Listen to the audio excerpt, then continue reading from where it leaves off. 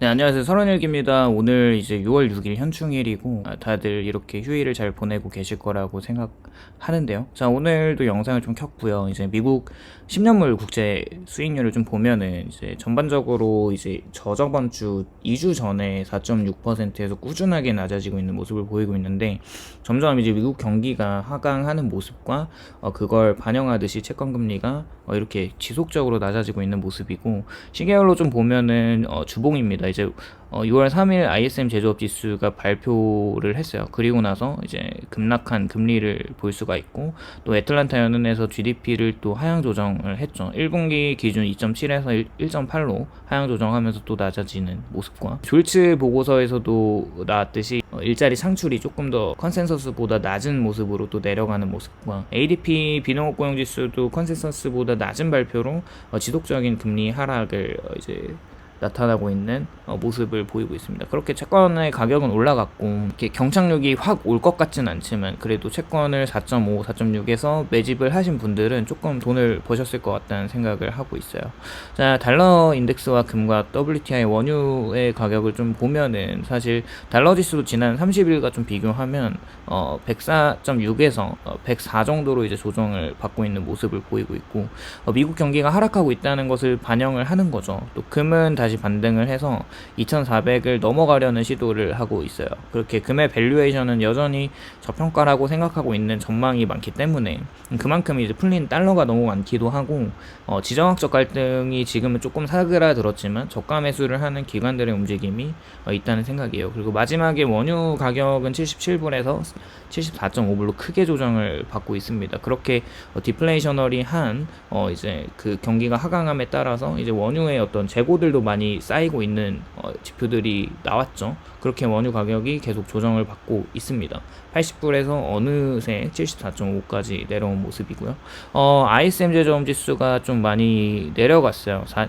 제조업 지수는 반등의 성공을 그동안 하다가 이번에 하지 못했고, 지난달보다 이제 지수가 많이 내려갔죠. 4월에 비해서 마이너스 0.5포인트 감소를 하였고, 두드러지는 건 이제 신규 주문 지수인데, 이 지수가 좀 중요하죠. 왜냐면 다음 ISM 제조업에 대한 지표가 하락할 가능성이 높은 선행 지표이기 때문에 그렇게 중요하게 여겨집니다. 4월달에 49.1에서 45.4로 무려 마이너스 3.7포인트를 기록을 했죠. 그렇게 소비 재고가 또 이제 줄지 않고 있어요. 그렇게 재고는 신규 주문에 연관성이 있게끔 줄지 않고 오히려 늘어난 걸 좀 보면은, 쉽게 말해서 제조업 물건들이 잘 팔리지 않다는 것을 알 수가 있어요. 저번에도 말했듯이 내구재 제품들을 사려고 하지 않죠. 사람들이 너무 비싼 가격을 돈을 주고 살 수 있는 지갑 사정이 되지 않기 때문에, 그런 실물 경기를 좀 잘 보면은 이렇게 이해를 할 수가 있습니다.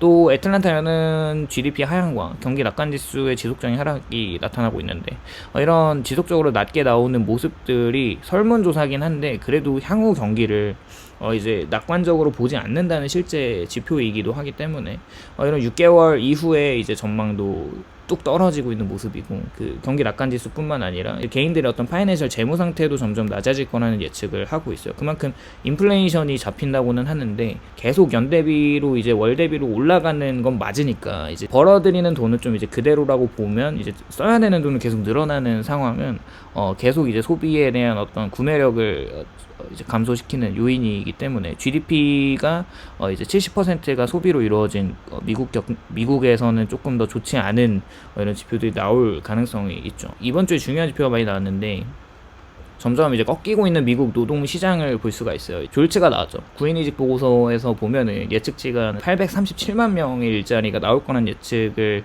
깨고 806만 명 정도의 일자리가 나왔습니다. 절대 수치로 보면 아직까지는 일자리가 많이 있긴 한데, 점점 일자리가 줄어들고 있다는 어떤 그 팩터가 중요한 거죠. 그게 사실이고, 제조업에서는 5만 2천 명의 일자리가 고용이 있었고, 이제 서비스 쪽, 예술 오락 서비스 쪽 일자리 수가 이제 감소를 하고 있어요.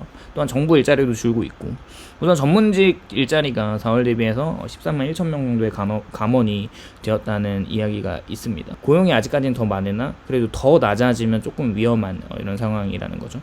그리고 ADP도 이제 고용이 좀 꺾인다는 이야기를 하고 있습니다. 예측치보다 낮은 15만 2천 명 정도의 이제 고용 창출이 되었는데, 여기에서는 또 반대로 제조업 일자리가 줄었어요. 매니팩처링이 줄었고 건설 쪽에 좀 올랐습니다. 그리고 서비스 일자리가 대부분 늘어났어요. 근데 이제 IT 같은 경우는 오히려 마이너스를 기록을 하고, 또 전문 일자리에서는 또 마이너스가 되면서 고임금의 일자리가 점점 줄어든다는 생각을 합니다. 작년부터 계속 풀타임의 고임금 일자리는 주는데 이제 파트타임 일자리가 들면서 어쨌거나 이제 페이롤 자체가 급여가 나가면은 기록이 되는 거기 때문에 뭐 알바 파트타임이든 이런 일자리로 다 이제 따로 이제 카운팅이 되기 때문에 이런 것들을 좀 눈여겨 볼 필요가 있죠.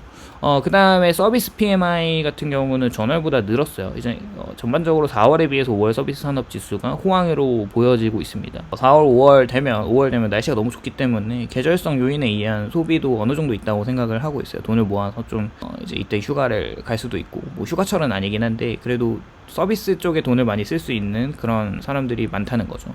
ISM 제조업은 꺾였는데 서비스는 여전히 활발한 미국 경기이고 아직은 소비가 급격하게 빠지고 있지 않다는 증거이기도 합니다. 미국 노동시장이 꺾이고 있지만 전반적으로 서비스 수요가 여전히 강하다고 생각하는 게, 아직은 사실 일을 지속적으로 할 수 있는 상황이고 돈을 쓸 수 있는 상황이기 때문에 그렇다고 여겨집니다. 어쨌거나 사실 미국에서 이제 중산층 밑에 조금 저소득층에서는 서비스를 이렇게 적극적으로 쓸 수는 없지만, 중산층과 이제 상위층에서는 서비스 쪽에 돈을 쓸 수 있는 여력이 있다고 보여지기 때문에 이런 지표들도 좀 눈여겨볼 필요가 있는 것 같고, 캐나다가 금리 인하를 했어요. 의미가 좀 큰 것 같아요. 이제 우리가 지금 생각하기에 미국의 5.5%의 금리가 전체적으로 미국의 고금리를 따라가는 이제 선진국들이나 개도국들의 금리가 그냥 별 생각이 없다고 생각을 하는데, 실물 경기에는 엄청난 타격을 줄 수밖에 없다고 생각해요.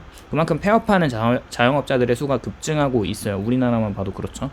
이번에는 스웨덴에 이어서 캐나다도 금리 인하를 했고요. 전체적으로 다수의 경제학자들은 올해 미국 금리가 한 2회 정도 금리 인하를 할 걸 예상하고 있고, 그런 인하 기대감을 뒷받침하는 지표들이 계속 나오고 있는 것도 사실입니다.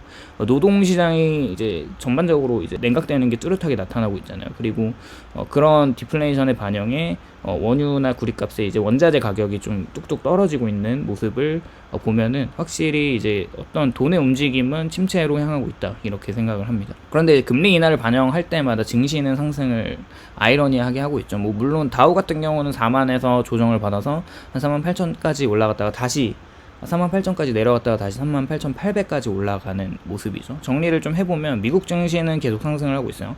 다우는 4만을 찍었고 다시 조정하고 다시 올라가고 있고, S&P 500도 올해 안에 5,400을 찍을 것 같다는 생각이고, 나스닥도 18,000을 눈앞에 두고 있는 상황입니다. 2만까지 갈 것 같진 않은데, 대선이 있는 해에는 미국 증시가 대부분 올라갔기 때문에 웬만하면 증시가 급락하는 시나리오를 베이스로 두고 투자를 하기보다는 어느 정도 좀 간을 보면서 증시가 조정을 받을 때 조금 이제 사고 하는 그런 전략을 하는 것도 좋아 보이기도 하고, 최근에 이제 TJ 잔고를 보면은 유동성을 엄청 풀고 있지 않는 모습이에요. 이제 어쨌거나 지금 현재 꽤 이제 TJ 잔고가 꽤 많이 차고 있는 모습인데, 앞으로 이제 채권 발행으로 더 채울 거라고 생각을 하고 있어요. 하반기 증시 부양을 위해 뿌리는 돈일 것이고, 물론 근데 이제 RRP 잔고를 보면은, 영래포 잔고를 보면 현재 잔고가 없죠. 잔고가 많이 줄어들었는데 이 돈이 어디로 갔을까 좀 생각을 해보면은 주식 쪽에 들어가 있고 비트코인이나 다른 자산 쪽에 많은 돈이 들어가 있다고 생각을 하고 있습니다.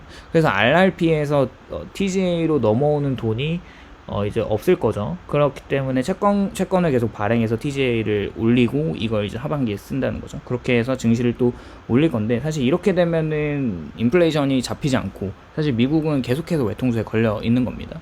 자, 그렇게 이제 옐런 같은 경우는 인플레이션이 확실히 더 잡히는 것을 기다리려고 하고 있고, 고용시장이 굉장히 양호하다고 말을 했죠. 근데 이 얘기도 좀 이해는 갑니다. 현재 인플레이션이 계속 잡히지 않으니까 지갑의 돈이 말랐다. 이제 고금리 2년 만에 미국 경기가 이제 냉각하는 신호를 보내고 있다는 기사 헤드라인이 있는데, 가처분 소득률의 증가율이 1% 정도이고 저축률이 16개월 이후 최저치를 기록하고 있대요. 그러니까 이제 평균이긴 하지만 많은 사람들이 이제 저축을 할 수 없는 상황이에요. 인플레이션이 잡히고 있는데 더디게 잡히고 있는 모습이고, 이제 YOY 연대비나 월대비 다 따져봐도 물가는 올라가고 있는 중이니까 옐런의 저런 인플레이션이 더 잡혀야 한다는 말도 이해가 가고, 노동시장이 둔화된다고는 하는데 아직 일자리가 많기는 한 거죠.